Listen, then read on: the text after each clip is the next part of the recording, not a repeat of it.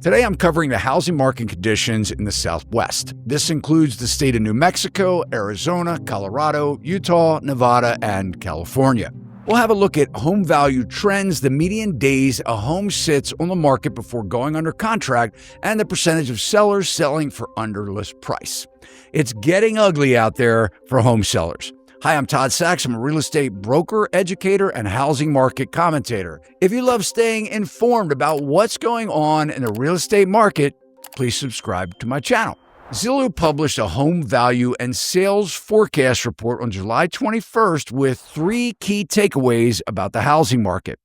Home values expected to decline through 2025. Home inventory continues towards pre-pandemic norms, and rent growth slows for both single-family and multifamily units. Now, home buyers, you may be thinking, why would I buy a house right now when Zillow calls for home values to tick down by the end of the year? Most home buyers are thinking the exact same thing, and that's one of the reasons why sales are slow. But think about it. Going against the grain can mean an opportunity for financially prepared, savvy homebuyers. As many homebuyers are sitting on the sidelines, home sales have dropped to historic lows, causing concerns for sellers who must sell now. If I were wanting to buy a home, I'd be taking advantage of this slowdown. I would be searching for a home that checks my boxes, where the seller must sell now and that they are willing to slash their prices to make it happen. And I'm not talking about a $5,000 price cut either. Most sellers have equity, so if they must sell now, they must share that equity with a ready, willing, and able home buyer.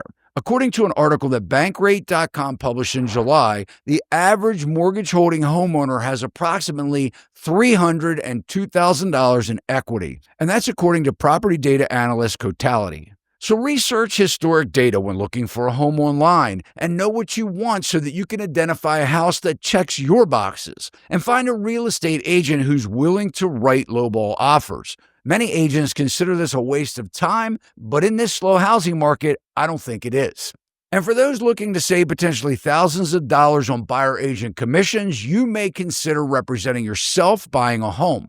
These are just a few of the many home buying skills that I teach in my Todd Simple home buying course. You can go to sacsrealty.education to learn more.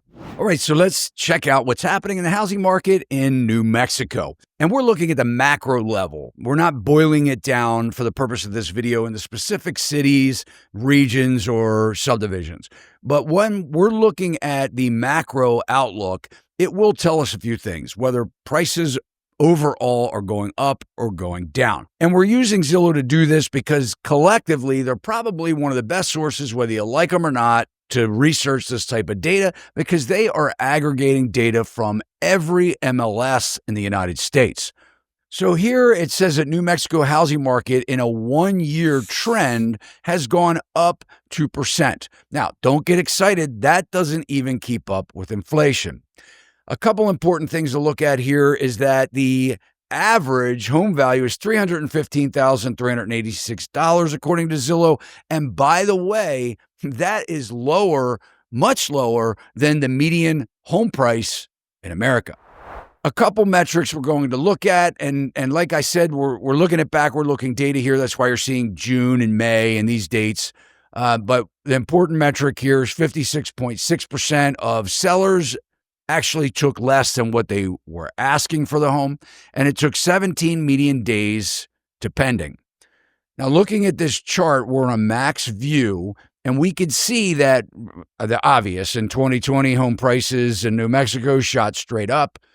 Somewhere around August of last year, they hit their peak. We started seeing a little bit of a dip. And since February of 2023, we started seeing an upward trend again. But if we look at this 1-year view, we can see that New Mexico overall has peaked out, and we're starting to see home values decline. Now, I do want to check out a popular city called Albuquerque.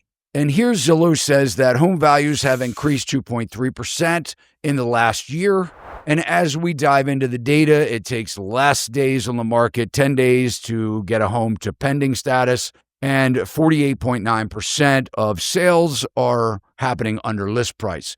And then you could see sort of like the same trend here in Albuquerque in August of 22. We had that little dip, and then things have been on an uphill trend until really about May of 25, and we are starting to see that weakening happen in home values. All right, let's have a look at Arizona. Not the same story. Here we see a 1-year drop of 2.7% in the state of Arizona. Homes are still priced at an average $430,000, right around the median price of a home in America.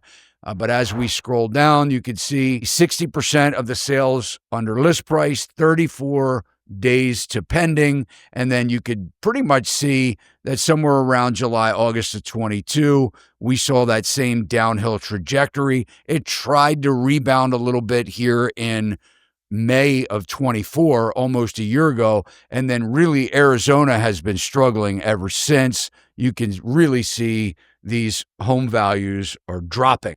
You may be thinking that these price drops aren't very significant, going from July of 24, 442,000 to currently the end of June 2025 at 430,000. But I can tell you a lot of people, including Dave Ramsey, have said home prices never drop. They only go up. And right here, we're seeing evidence that's contrary to that. Now, I happen to notice this Reddit thread that was posted about 3 months ago. It says the Phoenix housing market faces mass sell-off as home values plunge.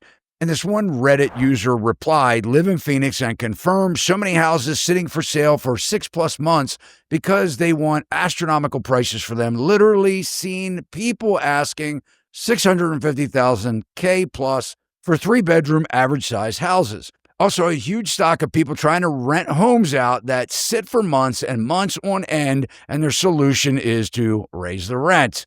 I've seen some listings asking $6,000 for rent because they're trying to cover the massive mortgage in the home that basically doubled in price almost overnight. It's not even worth the prices here to boil alive for 8 months of the year. And that's what I say about Arizona. The boiling alive. It's hot, and I don't like that. Now let's move along to Colorado. Trouble in paradise here. You can see year over year it's a negative 1.6 according to Zillow, and you've heard about especially the Denver housing market, where, and we'll look at that in a second here, has really been struggling. But check this out. All right, here we go. 19 days, median days depending, doesn't seem too bad to me, but 46.3% of sellers are selling under list price.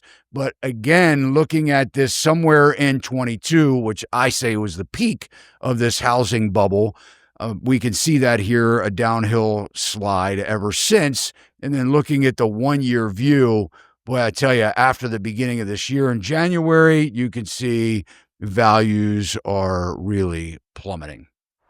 Check out that Denver market, negative 4.1% year over year.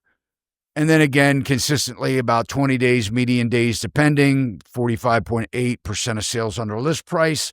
We have that same peak here in Denver around July of 22, and it's been falling. I mean, it hasn't even really rebounded. You have a little pickup here in 23, but ever since, the Denver housing market, especially after January, falling off a cliff. We'll take a look at Utah. They say that it has gone up 1.3% in 1 year. Again, this is a tiny amount of money, $5,000, right? If you look at this average home value. So in year over year, that's not a very big increase. Actually, it's lower than any of the experts, I think, have been saying about the housing market in the past few years. 21 days, median days depending, 50% sold under list price. Again, seeing this right around June, July of 22. That's when interest rates started to go up. Mortgage rates doubled and have been there ever since. And you could see they had a slight pickup here, 24 into 25. And then looking at this 1-year view in Utah, we can see really their peak was about February. Again, we're talking about macro level. You really need to dive into these subdivisions, do a good job yourself if you're interested in buying, to see where these price trends are headed. But overall, it's going down. Let's check out Nevada. It says up 1.8% year over year, 25 median days depending, over 50%, 54.2% of sales under list price. And then looking at this 1 year model, you could see since February, again, they have been going downhill. Let's take a look specifically at Las Vegas, because Zillow says it's up 1.8% year over year, 28 median days depending, 55.3% of sales sold under list price. And again, looking at this since February of 25, downhill trajectory. And finally, California. Overall, the state is down 0.6% year over year, 20 median days depending, 41.2% of sales under list price. And check this out. Since January of 25, they are on a major downhill slope. So home values don't decline, huh? It's the same trend in every state. Zillow year over year may be up a little bit or down a little bit, but as you can see, since the beginning of this year, all of the states are on a downhill trajectory. All of the states we just covered. Every state that we just covered is showing home value declines, where many people said that would never happen. Now, it's not that big of a deal. You may be a homeowner watching this and saying, it's so big deal. My home values dropped $20,000 or $30,000. No big deal. And it is no big deal as long as you're not looking to sell. Hey guys, I hope you're enjoying the show so far. I just wanted to take a brief minute and share some exciting news. I have just released my new Todd Simple home buying course. This course is designed for anyone wanting to know how to buy a home. It's designed to take you through the entire home buying process from start to finish. You'll learn how to represent yourself should you want to avoid paying real estate commissions, the best ways to shop for a home, how to avoid costly mistakes, what to look for when touring a home, negotiation tactics, and so much more. In this home buying course, I hold nothing back. In fact, I would go to say that no one has uncovered the home buying process like I have.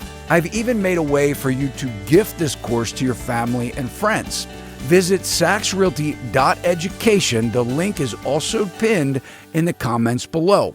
Thank you so much for watching this Southwest housing update, and I'll see you next time. Thanks for making it to the end of the video. If you like the video, you can let us know by smashing that thumbs up. And if you haven't already subscribed to our channel, please consider doing so now. Hit that alert bell. You'll know every time we upload content just like this. Keep those comments and questions coming. And one of the biggest compliments you can do for us all here at Sachs Realty is to share our channel and this video with your family and friends. This will help us to continue to build this amazing online community with viewers just like yourself. See you next time.